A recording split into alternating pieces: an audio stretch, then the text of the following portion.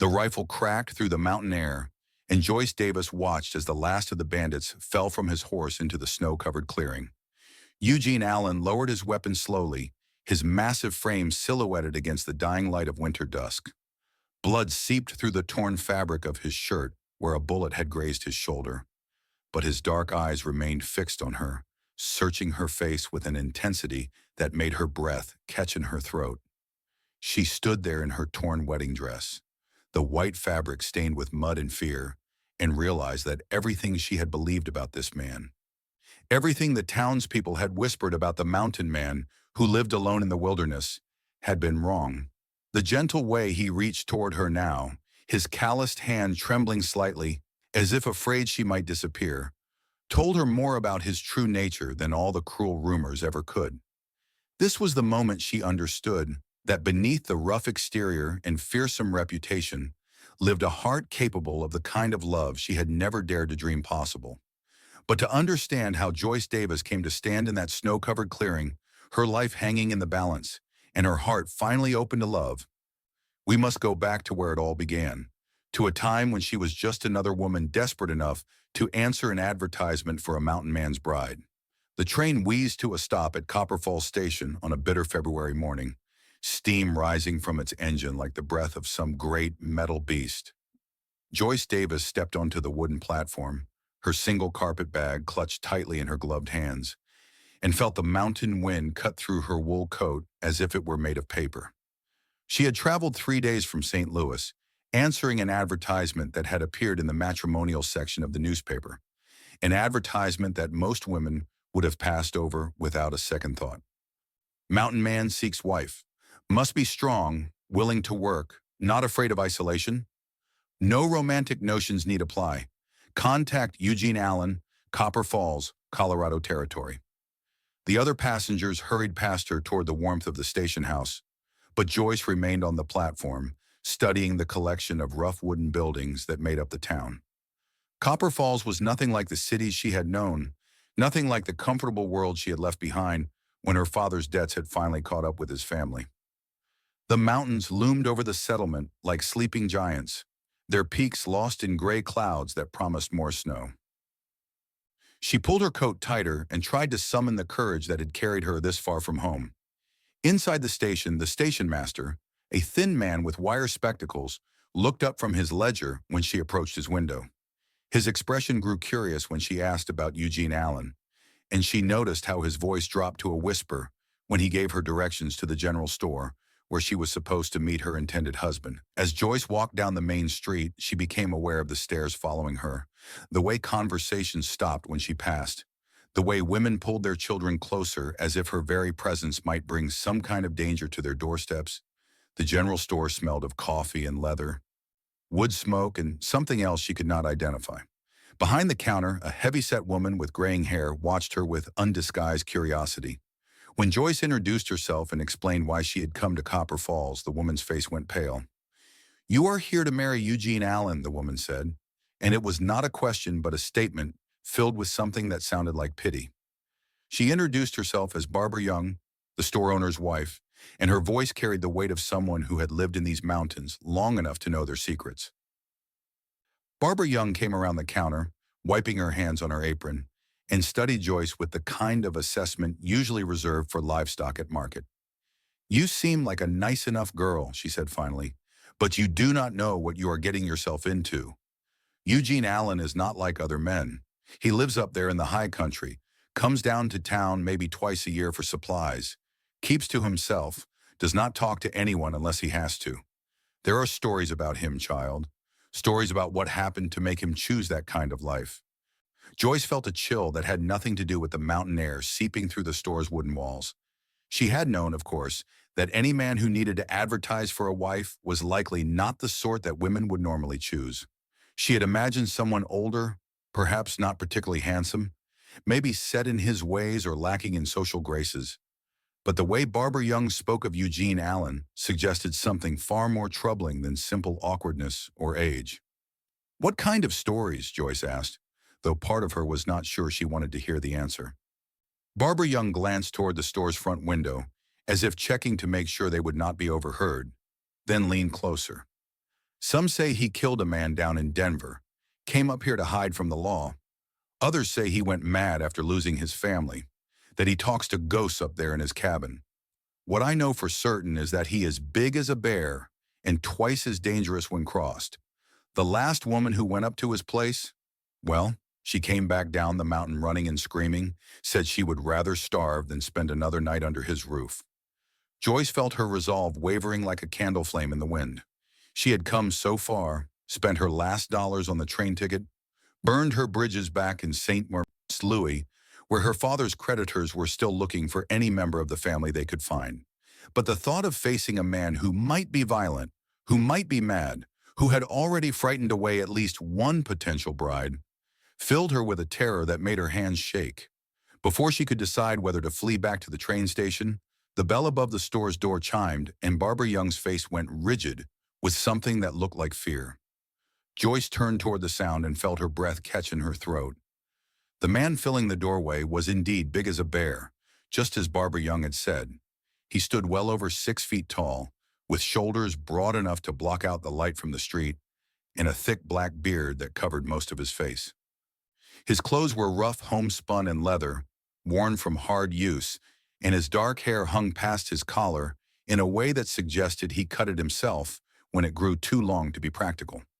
But it was his eyes that held her attention, dark brown eyes that seemed to take in everything about her in a single glance. There was intelligence there, and something else she had not expected, a kind of wariness that reminded her of wild animals she had seen in traveling shows, creatures that had learned to be afraid of human cruelty. He removed his hat, a gesture of politeness that seemed at odds with his intimidating appearance. And when he spoke, his voice was deep and quiet, not the rough growl she had been expecting. "You would be Miss Davis," he said, and it was a statement rather than a question. "I am Eugene Allen. I trust your journey was not too difficult." Joyce found herself unable to speak for a moment, caught between the warnings she had just heard and the unexpected courtesy in his manner. She managed to nod and murmur that the journey had been long, but not unpleasant, all the while aware of Barbara Young watching their exchange with the fascination of someone witnessing a potential disaster. Eugene Allen studied her face for a long moment, and she had the unsettling feeling that he could see straight through to her thoughts, could read her fear and uncertainty as easily as words on a page. "If you have changed your mind," he said finally, "I will pay for your return ticket to wherever you came from. No shame in deciding this is not the life you want."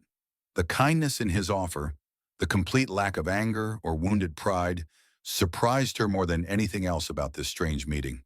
She had expected demands, perhaps even threats, the kind of behavior that would justify the stories Barbara Young had told.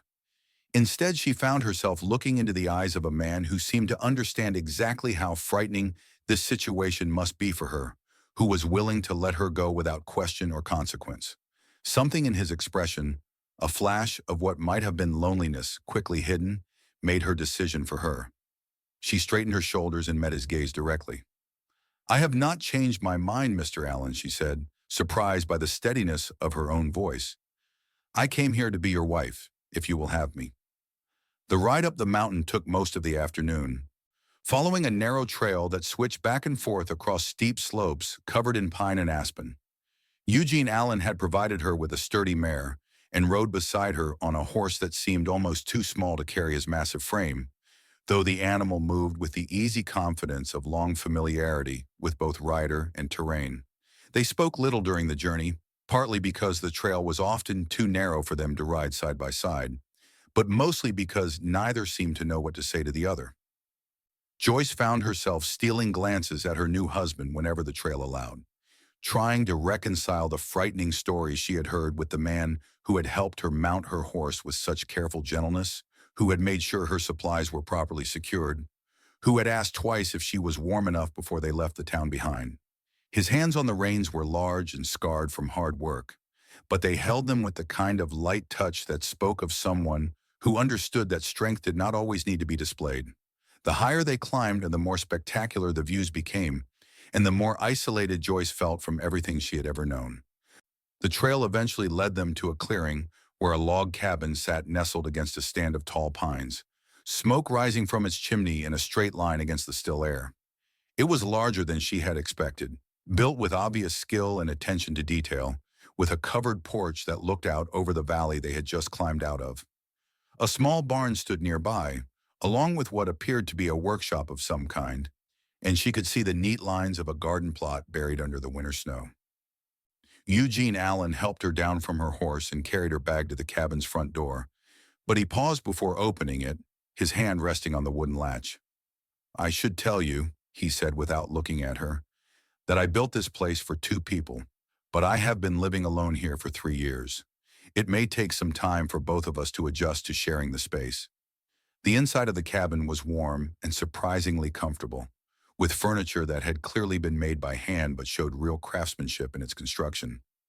A fire burned in a large stone fireplace, and she could see a kitchen area with a wood-burning stove, shelves lined with preserved foods, and a table large enough for two people.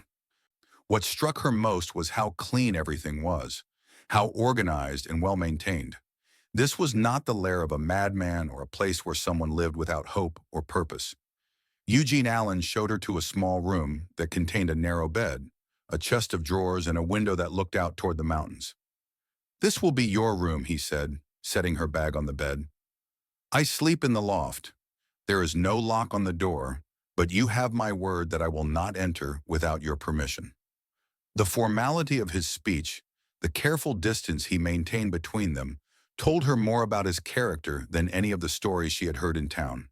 This was a man who understood that trust had to be earned, that marriage born of necessity rather than love required different rules than the unions celebrated in churches back in civilization. She thanked him for his consideration and began to unpack her few belongings, aware that he had withdrawn to give her privacy, but remained close enough that she could hear him moving around the main room of the cabin. That first evening, they sat across from each other at the handmade table, sharing a meal of venison stew and fresh bread that he had prepared with the kind of competence that spoke of long practice at taking care of himself. The food was better than she had expected, seasoned with herbs that must have come from his garden, and she found herself relaxing slightly as the warmth of the cabin and the satisfaction of a good meal began to ease the tension of the long, strange day. "Tell me about yourself," Eugene Allen said as they finished eating, and she realized it was the first truly personal question either of them had asked. "What brought you to answer my advertisement?" Joyce considered how much to reveal, how much of her story this stranger needed to know. She settled on a version that contained the essential truth without all the painful details. "My father died owing money to some very unforgiving people," she said. "My mother passed when I was young, and I have no other family. The choice was between marriage to a stranger or a life that would have been far worse than anything I might face up here." Eugene Allen nodded as if her explanation made perfect sense to him, as if he understood exactly the kind of desperation that would drive someone to make such a choice. "What about you?" she asked, surprising herself with her boldness. "What made you decide you needed a wife?" For a long moment she thought he would not answer, and she began to regret asking such a direct question. But then he leaned back in his chair and looked toward the fire burning in the hearth, his expression distant. "I built this place thinking I would share it with someone," he said finally.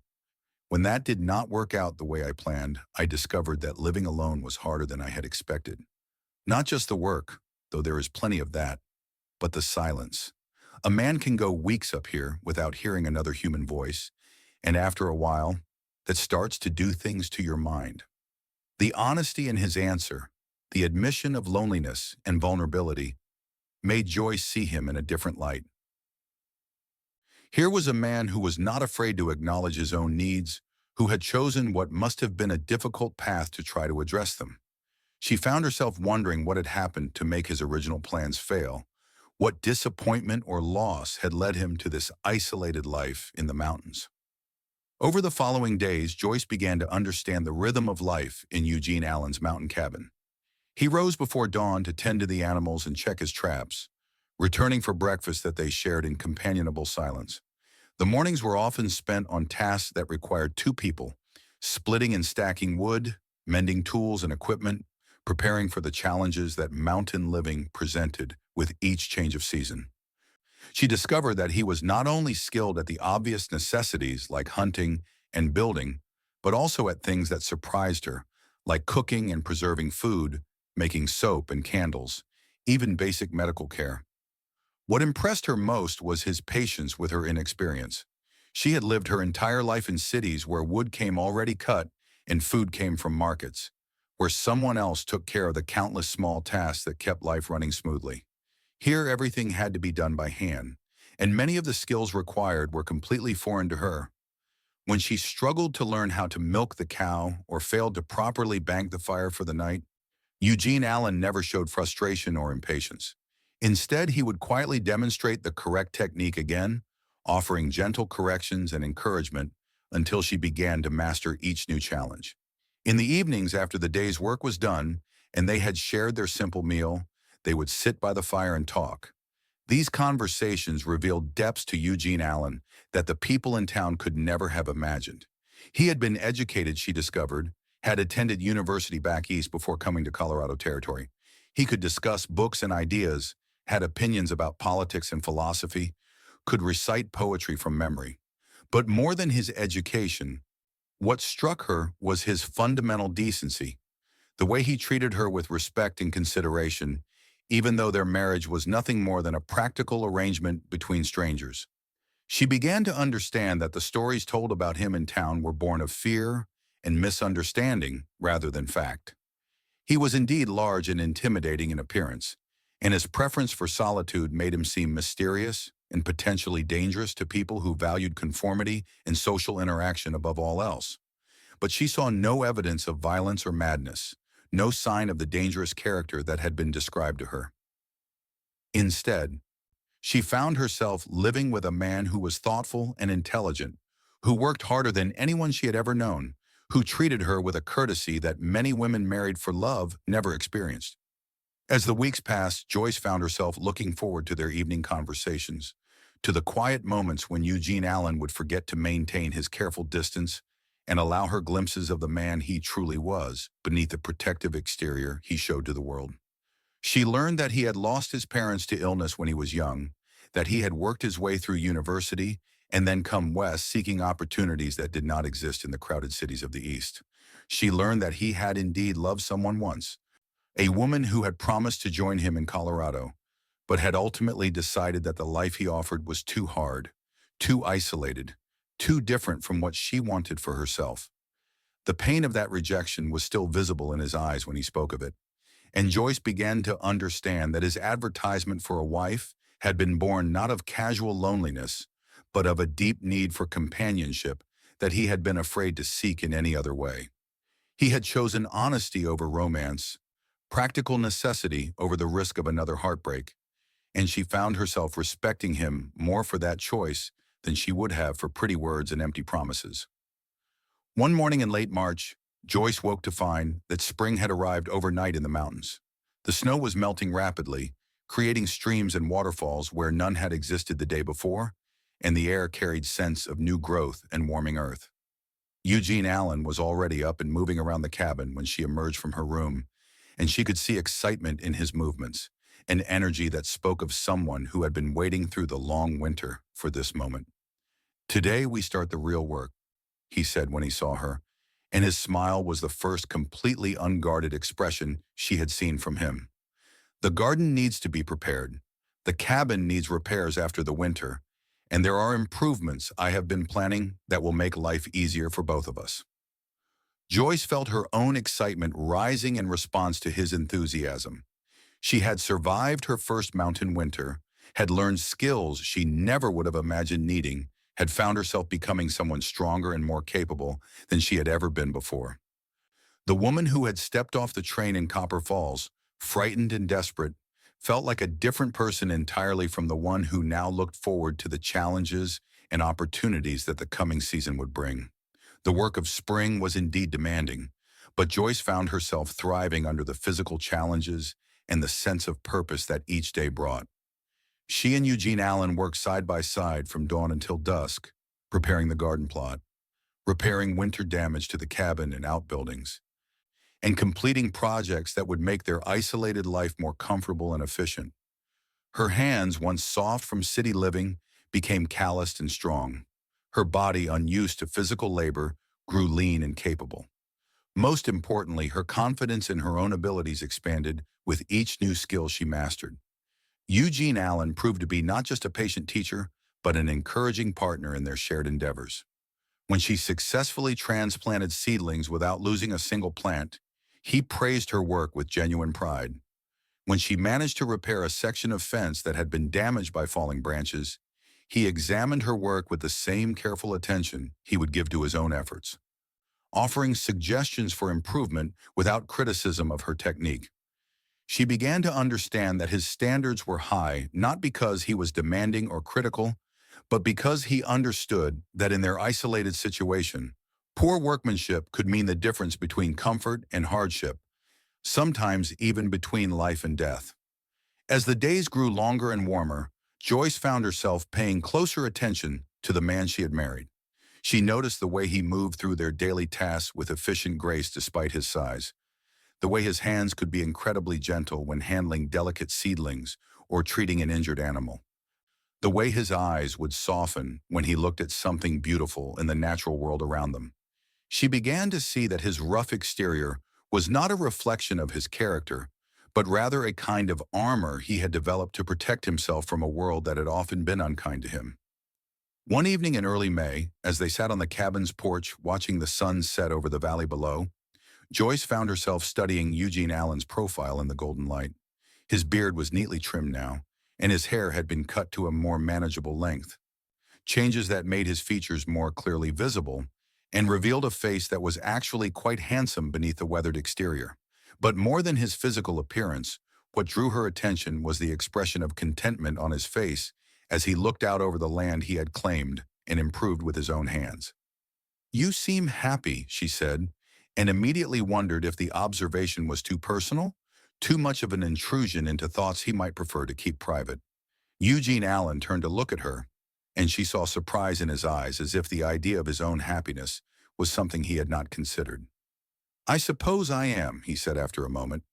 "This winter was the first time in 3 years that I have not felt completely alone up here. Having someone to share the work, the meals, the simple daily routines, it makes everything different somehow." Joyce felt something shift inside her chest, a warmth that had nothing to do with the evening air or the coffee cup she held in her hands. She had been so focused on learning to survive in this new life, on proving that she could be useful and capable, that she had not allowed herself to think about the deeper implications of what was happening between them. But now, looking at this man who had shown her nothing but kindness and respect, who had patiently taught her everything she needed to know to thrive in his world, she realized that somewhere along the way, her feelings toward him had changed from mere gratitude to something much more complex and powerful. The realization should have frightened her, but instead it filled her with a sense of rightness that she had never experienced before. This was not the desperate attraction born of loneliness that had driven her to answer his advertisement, nor was it the romantic fantasy that young women were taught to expect from marriage. Instead, it was something built on shared experience, mutual respect, and a growing understanding of each other's true character.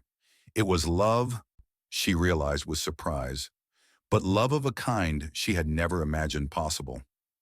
That night, as she lay in her narrow bed listening to the sounds of Eugene Allen moving around in the loft above, Joyce found herself thinking about the future in ways she had not dared to before. She had come to the mountains expecting nothing more than survival, a roof over her head and protection from the creditors who had made her life in St. Louis impossible. But now she began to imagine what it might be like to truly build a life here, to be not just Eugene Allen's wife in name, but his true partner in every sense of the word. The next morning brought news that would test everything Joyce had learned about herself and the man she had married. Eugene Allen returned from his morning check of the trap lines with an expression she had never seen before, a combination of anger and concern that made her stomach clench with sudden fear. "We have visitors coming," he said without preamble. "3 men on horseback, riding hard up the mountain trail. They are not the kind of visitors who come calling for social reasons." Joyce felt the blood drain from her face as understanding dawned. Somehow her father's creditors had found her, had tracked her across half the country to this remote mountain cabin. She had known this day might come, had tried to prepare herself for the possibility, but now that it was here, she felt the same helpless terror that had driven her to flee St. Louis in the first place. Eugene Allen seemed to read her thoughts in her expression. "These men who are looking for you," he said, his voice calm but his eyes hard as steel, "what exactly do they want?" Joyce told him the whole story then, holding nothing back. Her father had been a gambler and a dreamer, always certain that the next investment or the next card game would solve all their problems. When he died, he had left behind debts that far exceeded anything his family could pay, debts to men who did not accept death as an excuse for non-payment.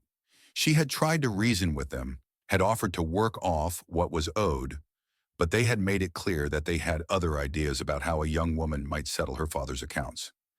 As she spoke, Joyce watched Eugene Allen's face grow darker and more dangerous than she had ever seen it.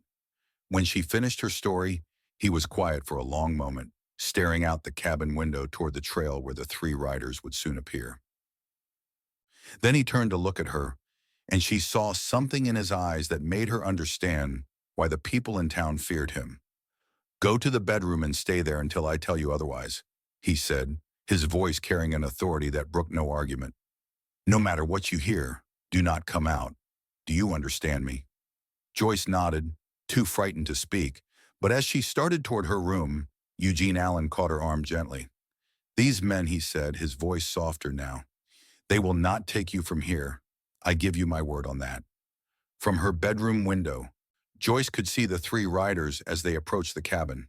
They were hard-looking men, the kind who made their living through intimidation and violence, and she could see guns prominently displayed on their hips. The leader, a thin man with pale eyes and a cruel mouth, dismounted and approached the cabin's front door, while his companions remained on their horses, hands resting casually on their weapons. She heard the knock on the door, heard Eugene Allen's measured footsteps as he went to answer it, and then voices, too low for her to make out the words but carrying tones that made her skin crawl with fear. The conversation went on for several minutes, and she could hear it growing more heated, though Eugene Allen's voice never rose above its usual calm level. Then she heard something that made her blood turn to ice in her veins. One of the men mentioned her father's name, described her appearance with the kind of detail that left no doubt they knew exactly who they were looking for. They had indeed tracked her here, had somehow discovered her marriage and her new identity, and they had come to collect what they considered their due. Eugene Allen's response was too quiet for her to hear clearly, but whatever he said made the leader of the three men laugh, a sound completely devoid of humor or warmth. She heard boots on the porch boards, heard one of the men say something about searching the cabin, and then Eugene Allen's voice, still calm but carrying a note of finality that made her shiver. "I told you once that the woman is not here," he said, and his words were clear enough now that she could hear every syllable. "I will not tell you again. You have 1 minute to get off my land before I decide you are trespassing with intent to do harm." The leader's response was filled with profanity and threats, but Joyce could hear uncertainty creeping into his voice. Whatever he saw in Eugene Allen's face or manner was beginning to make him reconsider his approach to the situation. She heard him ask who Eugene Allen thought he was, heard him threaten consequences for interfering with their business, but there was less conviction in his words now. Eugene Allen's answer was simple and direct. "I am the man who lives on this mountain," he said. "I am the man who knows every trail, every hiding place, every way in and out of this country. I am the man who has been hunting these woods since before you learned to ride. And I am the man who is telling you to leave now while you still can." The silence that followed Eugene Allen's words stretched taut as a bowstring, and Joyce found herself holding her breath as she waited to see what would happen next. Through her bedroom window, she could see the two mounted men exchanging glances, their earlier confidence beginning to waver as they took in the full measure of the man standing on the cabin's porch. Eugene Allen might be outnumbered, but he held every other advantage in this confrontation. This was his territory, his home ground, and he knew it in ways that no stranger ever could. The leader of the three men made one final attempt to assert his authority, demanding to know what right Eugene Allen had to interfere with their legitimate business, threatening legal action and worse if he continued to obstruct their efforts. But his words carried less weight now. and Joyce could hear the uncertainty that undermined his bluster. He had expected to find a frightened woman alone and defenseless, not a mountain man who showed no sign of backing down from a fight. Eugene Allen's response was delivered in the same calm, measured tone he might use to discuss the weather, but the words themselves carried a threat that was unmistakable in its sincerity. "You have 30 seconds to mount your horse and start down that trail," he said. "After that, I stop being polite about asking you to leave." Joyce heard the scrape of boots on wooden boards, heard one of the mounted men call out something urgent to his leader, and then the sound of someone mounting a horse in obvious haste. Through her window, she watched as the three riders turned their animals and started back down the mountain trail, their retreat lacking any of the swagger they had shown on their arrival. The leader looked back once, his face twisted with anger and humiliation, but he made no move to slow his horse or challenge Eugene Allen's ultimatum. She remained at her window until the riders disappeared around a bend in the trail, until the sound of their horses' hooves faded into the general noise of the mountain forest. And only then did she allow herself to believe that they were truly gone. Her legs felt weak with relief, and she had to sit down on the edge of her bed as the full impact of what had just happened began to sink in. Eugene Allen had protected her, without hesitation, without question, without even knowing the full story of why those men had come looking for her.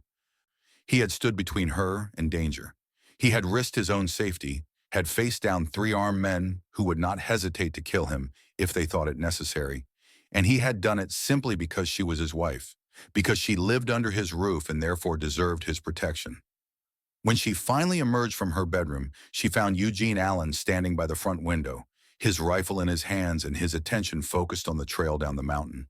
He looked up when she entered the main room, and she saw concern in his eyes, a gentleness that seemed at odds with the dangerous man who had just faced down three armed strangers.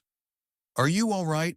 he asked, setting the rifle aside and moving toward her with the careful movements of someone approaching a frightened animal. "You look pale."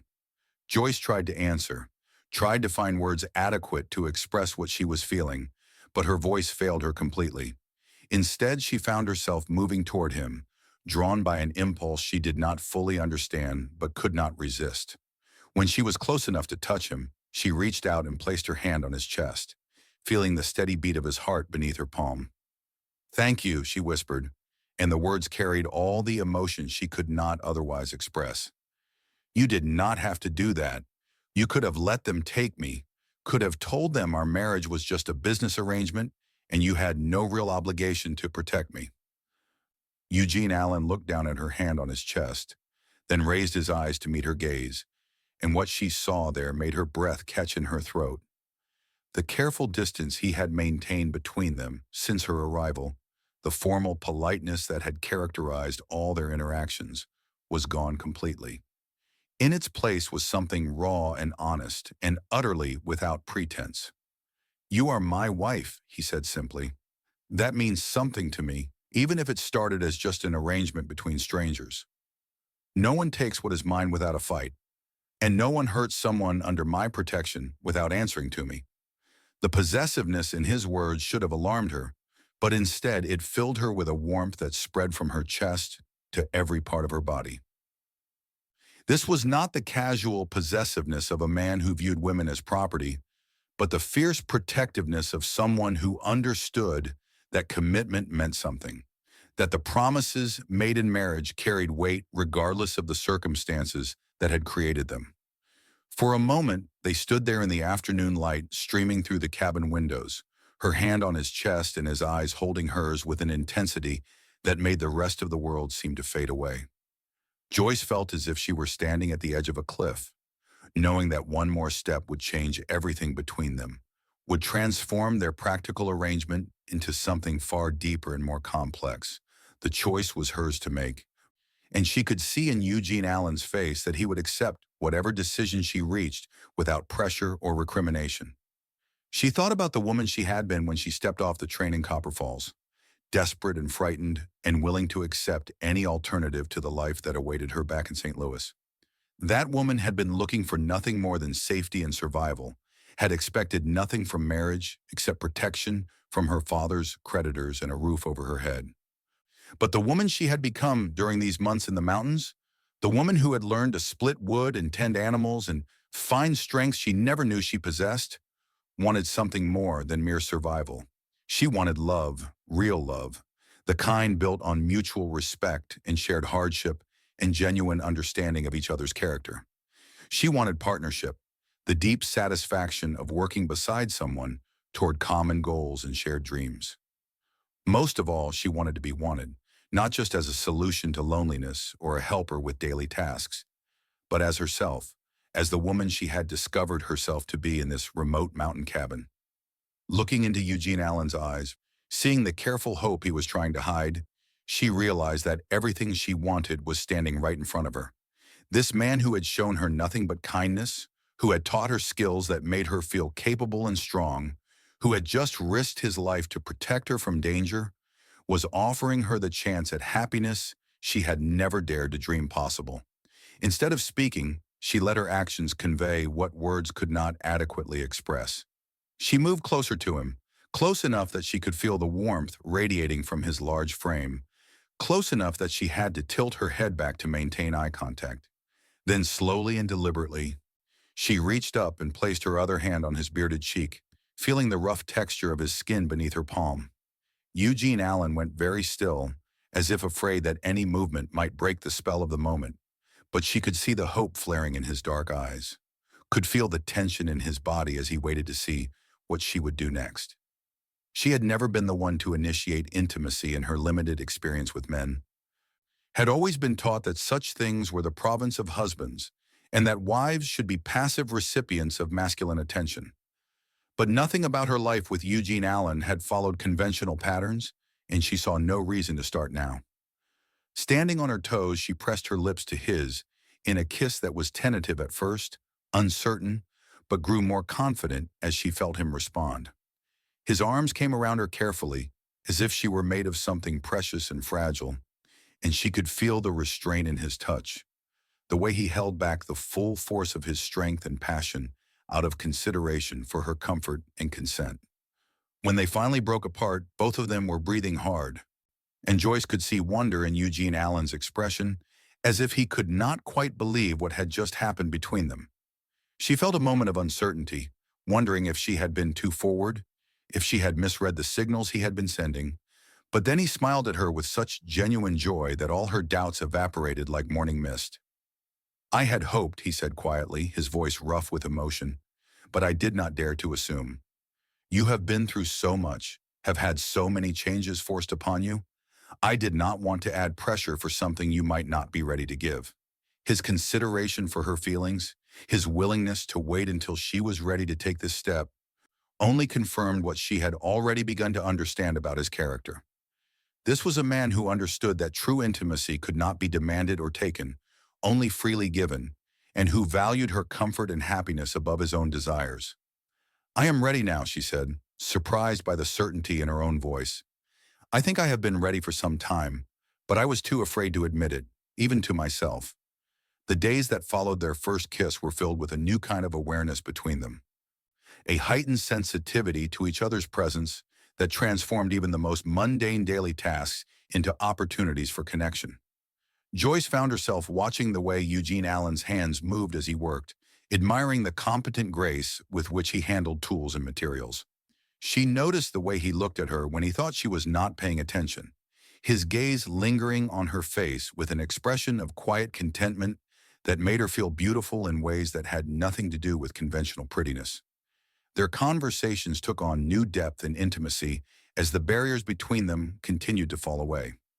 Eugene Allen told her about his childhood, about the dreams that had brought him west, about the loneliness that had driven him to place that advertisement in the matrimonial section of the newspaper. Joyce shared her own stories, her memories of better times before her father's gambling had destroyed their family's stability, her fears about the future, and her growing hopes for what they might build together in this mountain sanctuary. The physical aspects of their relationship developed slowly, with the same careful consideration that characterized everything else about Eugene Allen's approach to their marriage. He seemed to understand instinctively that she needed time to adjust to the idea of true intimacy, that the trust required for complete vulnerability could not be rushed or forced.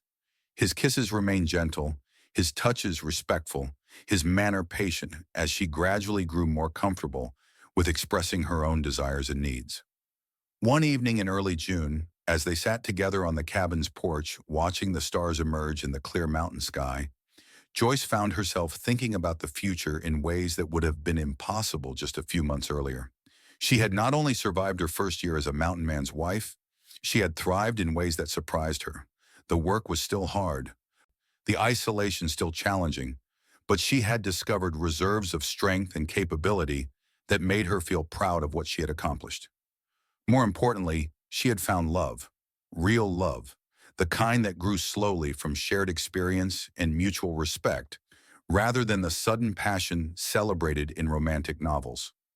What she felt for Eugene Allen was deeper and more solid than anything she had ever imagined possible, built on a foundation of trust and understanding that could weather any storm.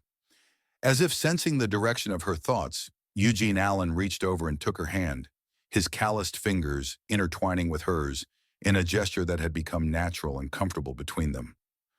"We should talk about the future," he said quietly, "about what you want from this life we are building together." Joyce considered his words carefully, thinking about all the changes that had occurred since her arrival in the mountains, all the ways she had grown and adapted and discovered new aspects of herself. "What I want," she said finally, "is to continue building this life with you. I want to plant a bigger garden next spring, maybe add some fruit trees if the climate will support them. I want to learn more about preserving and storing food, about the medicinal plants that grow in these mountains. I want to make this place truly ours, not just your cabin that I happen to live in." Eugene Allen smiled at her words, and she could see the relief and happiness in his expression. "Those are good goals," he said, "practical ones that will make our lives better and more secure. But what about the other things? Children, perhaps, if we are blessed with them? A trip back to civilization once in a while, so you do not feel completely cut off from the world you came from?" The mention of children made Joyce's heart skip with a mixture of excitement and nervousness. She had always assumed she would have children someday, but the reality of raising them in this isolated mountain setting presented challenges she had not fully considered.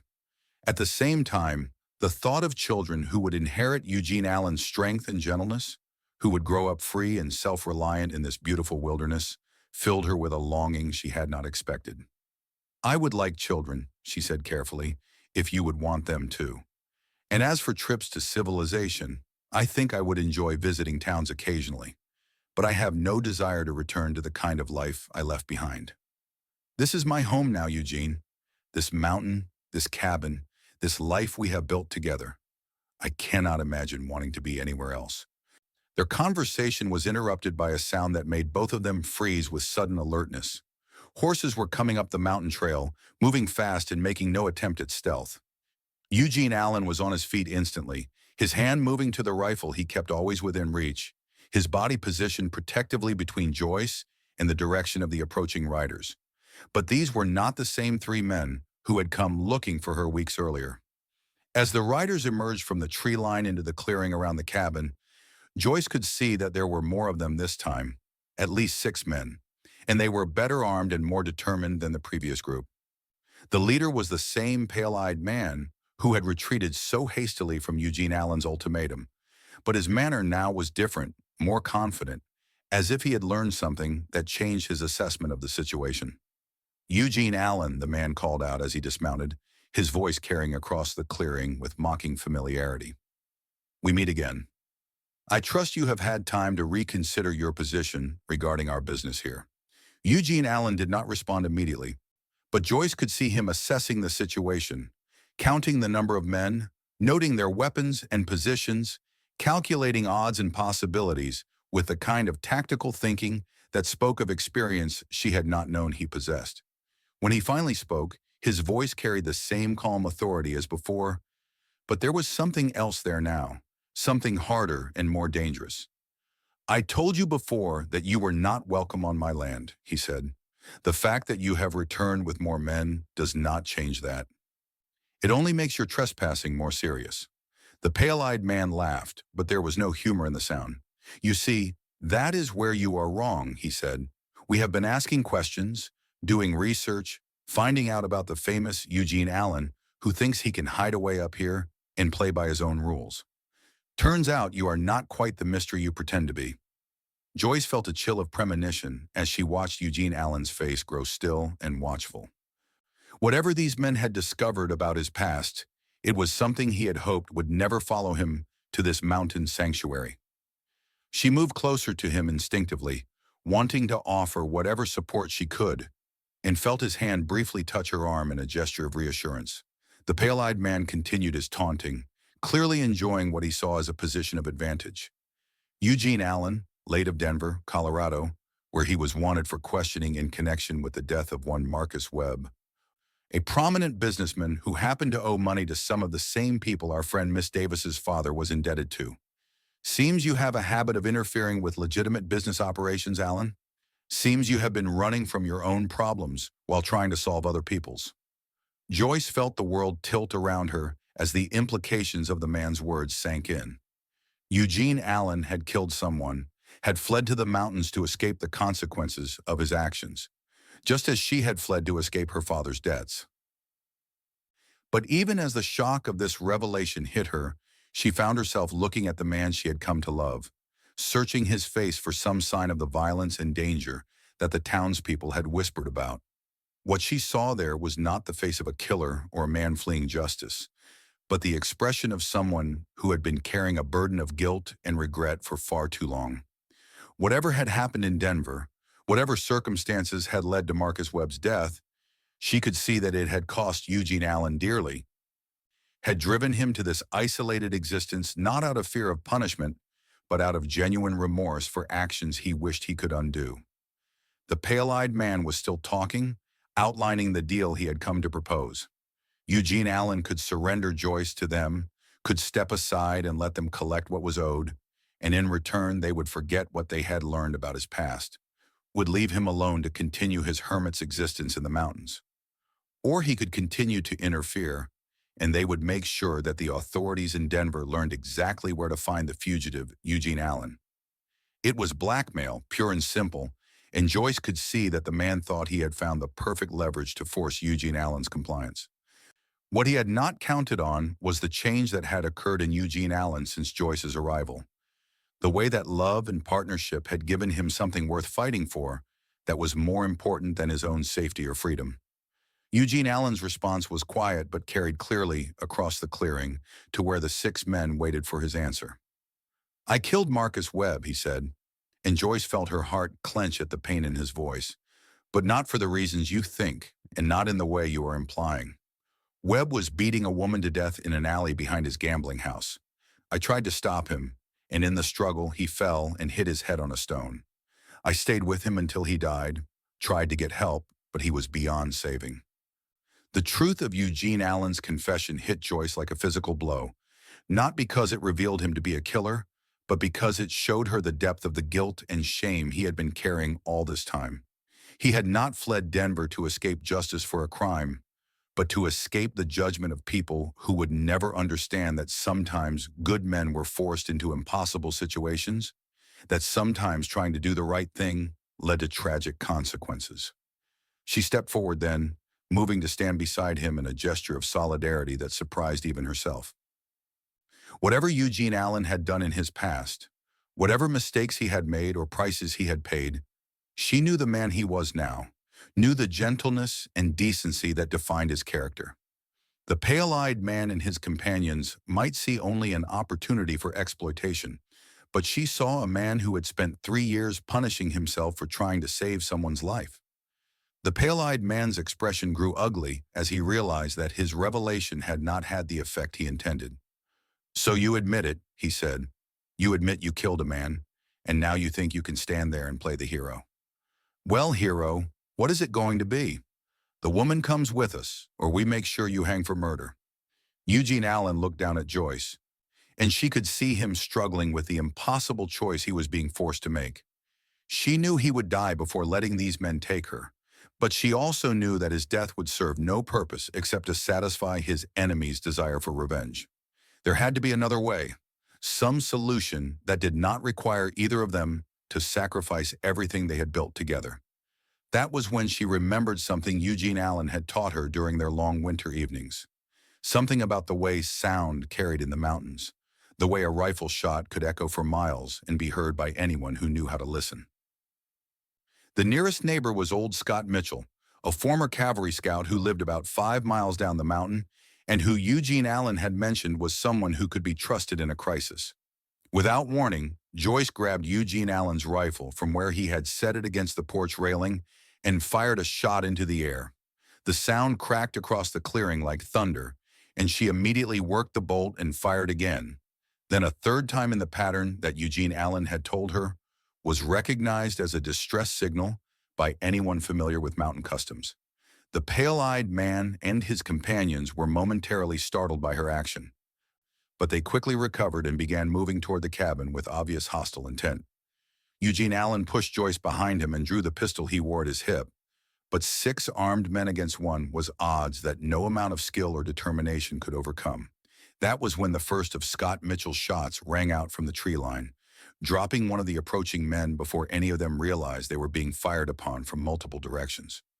The old scout had indeed heard Joyce's distress signal and had circled around behind the intruders, using his military training to position himself where he could provide effective support. The battle that followed was brief but intense, with Eugene Allen and Scott Mitchell working together like the experienced fighters they both were, using the terrain and their superior knowledge of the area to offset the numerical advantage their enemies enjoyed. When the shooting stopped, 3 of the 6 men were dead, 2 were wounded and fleeing down the mountain trail, and the pale-eyed leader was on his knees in the clearing, his hands raised in surrender. Eugene Allen stood over the defeated man, his pistol steady in his hand, and Joyce could see the temptation in his eyes to end the threat permanently. But when he spoke, his voice was calm and controlled, showing the discipline of a man who understood the difference between necessary violence and mere revenge. "You are going to leave this mountain and never come back," he said. "You are going to forget you ever heard the names Eugene Allen or Joyce Davis. You are going to find some other way to settle your debts, some other victims to terrorize, because if I ever see you again, if I ever hear that you have bothered anyone else the way you bothered us, I will hunt you down and finish what we started here today." The pale-eyed man nodded frantically, clearly understanding that he had pushed Eugene Allen as far as any man could be pushed and survived. He stumbled to his horse and rode away without looking back, leaving his dead companions behind as testimony to the cost of underestimating a mountain man's determination to protect what was his.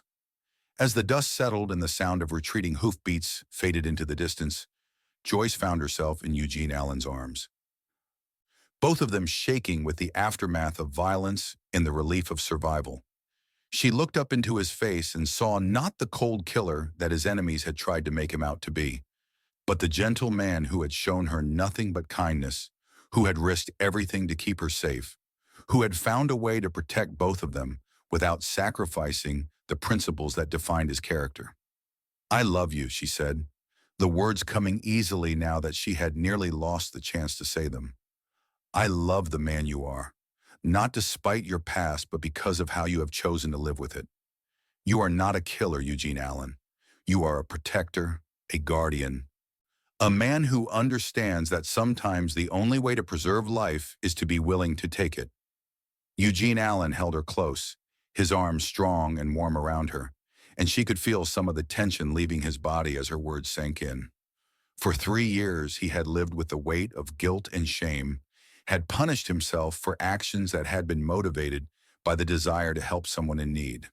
But now, looking into the eyes of the woman who had come to know him better than anyone else ever had, he finally began to forgive himself for being human, for making mistakes, for trying to do right in a world that did not always reward good intentions. As the sun set behind the mountains and the first stars appeared in the darkening sky, Eugene Allen and Joyce Davis stood together on the porch of their cabin, survivors of a trial that had tested everything they had built together and proven it strong enough to endure. They had found each other across the vast distances of loneliness and desperation, had built love from the raw materials of necessity and mutual respect, and had discovered that sometimes the most unlikely partnerships could become the most enduring bonds. The mountain man and his bride had faced their demons together and emerged victorious, ready to build a future based not on the mistakes of their past, but on the strength they had found in each other. In the wilderness of the Colorado Territory, far from the judgment and expectations of civilized society, they had created something precious and rare, a marriage built on truth, tested by adversity, and strengthened by the knowledge that they had chosen each other not once but many times, in moments of crisis and in moments of peace, in the face of danger and in the quiet satisfaction of daily life shared. Their love story had begun with an advertisement in a newspaper, a desperate gamble by two people who had run out of other options. But it had become something far greater than either of them had dared to hope. A partnership of equals, a sanctuary of trust, a home where two wounded souls had found healing in each other's arms. And as they stood there under the vast canopy of stars, with the mountain wilderness stretching endlessly around them, they knew that whatever challenges the future might bring, they would face them together, united by bonds that had been forged in hardship and tempered by love.